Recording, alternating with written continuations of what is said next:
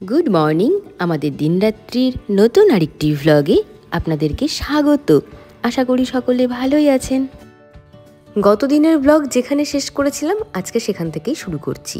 স্নান হয়ে গেছে, শাড়ি পরে আবার বাথরুমে গিয়েছিলাম ভেজা জামা কাপড় আনতে। এখন রান্না করব। এখানে আছে গোটা ধনে, গোটা মৌরি, গোটা জিরে, এটা হচ্ছে বড় এলাচ, লবঙ্গ, ছোট এলাচ, দারুচিনি, আর এটা হচ্ছে গোলমরিচ, আর এটা হচ্ছে জয়িত্রী।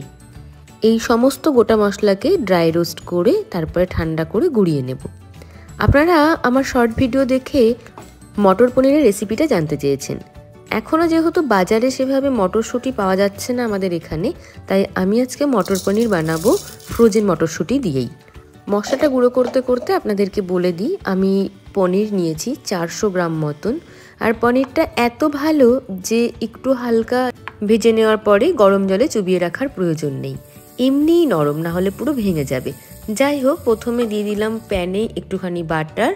এখন পনিরের ওপরে একটু কাশ্মীরি লঙ্কার গুঁড়ো আর লবণ ছড়িয়ে নিয়ে একটু ভালো করে মাখিয়ে তারপরে পনিরগুলোকে হালকা করে ভেজে নেবো বাটারে। আর আজকে যে মটর পনির বানাবো তার জন্য আমার পেঁয়াজ রসুন লাগবে, আদা আমি দেব না। দুটো পেঁয়াজ নেব, একটা পেঁয়াজ আমি গ্রেভির জন্য ব্যবহার করব আর একটা পেঁয়াজ আমি ঝোলের ওপরে দিয়ে দেব। আর লাগবে একটা ছোট্ট দেখে টমেটো। আপনারা নিশ্চয়ই লক্ষ্য করেছেন যে আমি যখন মশলা ড্রাই রোস্ট করছিলাম তখন একটা শুকনো লঙ্কা আর একটা তেজপাতাও কিন্তু ড্রাই রোস্ট করে একই সাথে গুঁড়িয়ে নিয়েছি। তারপরে প্যানে আবার একটু বাটার দিয়ে সাদা জিরে ফোড়ন দিয়ে দিয়েছি। পেঁয়াজটাকে বেশি মিহি করে কাটার দরকার নেই, আপনারা চাইলে 4 টুকরো করে নিতে পারেন। টমেটোও তাই, আর রসুনগুলোও কাটার দরকার নেই, জাস্ট এমনি ভাজতে হবে। আসলে আমি এই যে মশলাটা মানে পেঁয়াজ রসুন আর টমেটোটাকে ভাজা ভাজা করে নিয়ে তার মধ্যে দেব কাজু বাদাম দিয়ে এই সমস্তটাকে তারপরে আমি ঠান্ডা করে নিয়ে পেস্ট করে নেব একটা। আর এখন যে পেঁয়াজটা কেটে নিচ্ছি সেটা আমি ঝোলের ওপরে দেব। ঝোলের ওপরে পেঁয়াজ দিলে না সেটা ধীরে ধীরে মজে যায় আর খাওয়ার সময় ভীষণ ভালো লাগে। বিশেষ করে এই মটর পনির আপনার রুটি, পরোটা, নান, কুলচা দিয়ে খেতেই বেশি ভালো লাগে। ভাত দিয়েও খাওয়া যায়।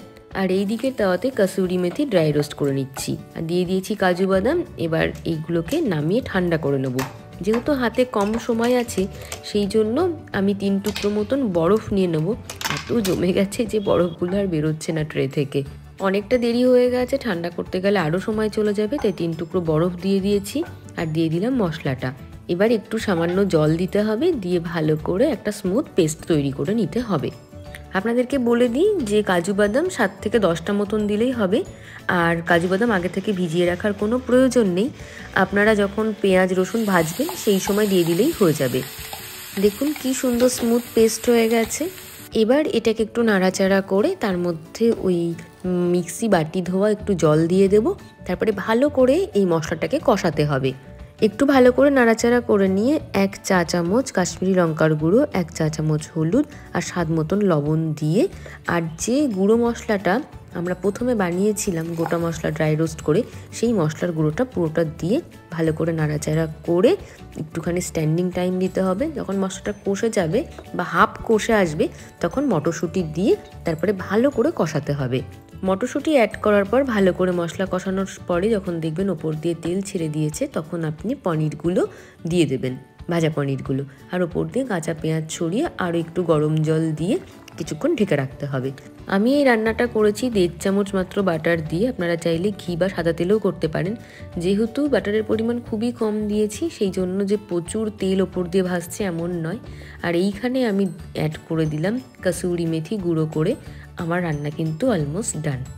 পাশাপাশি যেহেতু একটা শর্ট ভিডিও আমি শ্যুট করছি এই রান্নার, সেই জন্যে উত্তমের ভাতটা সবার আগে আমি থালায় সাজিয়ে দিলাম। আর এই দেখুন গ্রেভিটা কি দারুণ লাগছে দেখতে, পুরো ইয়াম্মি।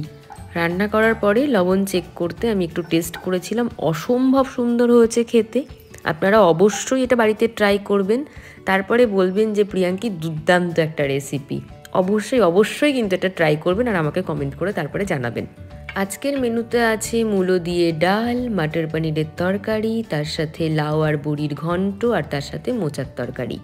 এই অংশে এসে উত্তমের রিভিউ আমি আর নিইনি, আমার প্রচণ্ড খিদে পেয়ে গেছে, তো আমিও খেতে বসে গেছি। খেতে খেতে আপনাদেরকে আর একটা বিষয় শেয়ার করে দিই। বিভিন্ন ভ্লগে বা শর্ট ভিডিওতে আপনারা বিভিন্ন সময় আমার মিক্সার গ্রাইন্ডার ডিটেলসটা জানতে চেয়েছেন। মিক্সার গ্রাইন্ডারটা কুকওয়েল ব্র্যান্ডের, আর এটা আমি নিয়েছিলাম অ্যামাজন থেকে। বেশ ভালো, তবে স্টাডিটা একটু কম, একটু বুঝে শুনে ব্যবহার করলে টেকসই হবে। আসলে ক্যাপাসিটির থেকে বেশি জিনিস দিয়ে দেওয়ার কারণে আমার ওই ব্লেডের যে অংশটা, মুখটা ফেটে গেছে অলরেডি। যাই হোক, আর এই দেখুন ফুল গাছ সকালবেলায় লাগিয়ে সারতে পারিনি, আর চলে এসেছেন একজন ড্রাগন ফ্লাই, ফড়িং আমরা যাকে বলি। ছোটবেলায় তো ফড়িংয়ের পিছনে দৌড়তাম, ধরতামও জানেন তো। যাই হোক, চলুন শীতের দুপুরে ছুটির দিনে দুজনে মিলে একটু রোদ পুইয়ে আসি। ভালোই ডিউটি হয়েছে, খেয়ে দিয়ে উঠে এখন স্প্রে। সকালবেলায় যখন ফুল গাছগুলো লাগাচ্ছিলাম তখন আপনাদেরকে বলেছিলাম যে নতুন চন্দ্রমল্লিকা গাছে একটা ছোট্ট ছোট্ট কালো পোকা এসেছে। তো তাদেরকেই আমরা শ্যাম্পু স্প্রে করে দিচ্ছি, মানে উত্তম বেসিক্যালি করে দিচ্ছে, আমি নয়। আমার প্রচণ্ড ঠান্ডা লেগেছে, নাকে নাকে কথা হচ্ছে, নিশ্চয়ই বুঝতে পারছেন আপনারা, মানে বীভৎস ঠান্ডা লেগেছে যাকে বলে। আর এখন এই মৌসুমিগুলো উত্তম কাটছে, ওই বেশিটা খাবে, আমি হয়তো একটা দুটো খাবো। তার কারণ আমি আমার একটা কেটে খেয়ে নিয়েছি, না আমার আর ভালো লাগছে না শরীরটা। কলেজ থেকে বাড়ি ফেরার পথে ট্রেনে কিনেছিলাম লেবুগুলো, এত মিষ্টি কি বলবো আপনাদের। দারুণ মিষ্টি না? কি বলেছে, গুড়ের মতো মিষ্টি। এই মুসম্বিগুলো মনে হয় স্টোরে রাখা ছিল, 50 টাকায়, কখনো 7টা কখনো আবার 6টা, কিন্তু ভীষণ ভালো। যাই হোক, লেবু খেয়ে টেয়ে যাবো নিচে, তারপরে সন্ধ্যা দিয়ে একটা বড় কাজ আছে, সেটা হলো ঘি তৈরি করতে হবে। আমি কি করে ঘরে ঘি বানাই তার উপরে একটা শর্ট ভিডিও একবার আমি শ্যুট করেছিলাম, এটা শেয়ারও করে দিয়েছিলাম আমার চ্যানেলে।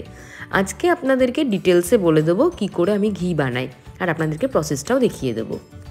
ঘি বানাতে যেহেতু বেশ খানিকটা সময় লাগবে, সেই জন্যে আমি সন্ধ্যা দিয়েই আগে ঘিটা এদিকে বসিয়ে দিয়েছি, তারপরে টিফিনটা তৈরি করব, চা তারপরে খাবো। আজকে ঘি বানানোতে আমি একটু ফাঁকি মেরেছি, এটা আমার একটা এক্সপেরিমেন্ট বলতে পারেন। এবার আপনাদেরকে বলি কি ফাঁকি মেরেছি। আমি বেশ কিছুদিন ধরে শর্ট জমাচ্ছিলাম আমার ডিপ ফ্রিজে, এটা আপনারা জানেন। তো 1 মাস বয়স হয়ে গেছে প্রায় এই শর্টটার, পুরো বরফের ডেলা হয়েছিল। আজকে ঘি বানাবো কালকে বানাবো করে হচ্ছিলই না, তো শেষ পর্যন্ত আজকে না বানালে আর হতোই না। কিন্তু ডিপ ফ্রিজ থেকে টিফিন বক্সটা বের করে রাখতে আমি বেমালুম ভুলে গেছিলাম, তাই বরফ তো গলেনি। তাই প্রথমে টিফিন বক্সটা যেহেতু স্টিলের ছিল, আমি গ্যাসের ওপরে ডিরেক্ট একটু বসিয়ে দিয়েছিলাম। তারপরে নিচের অংশটার বরফ একটু গলে যাওয়ার পরে আমি ওটাকে কড়াইয়ের মধ্যে শিফট করে দিই।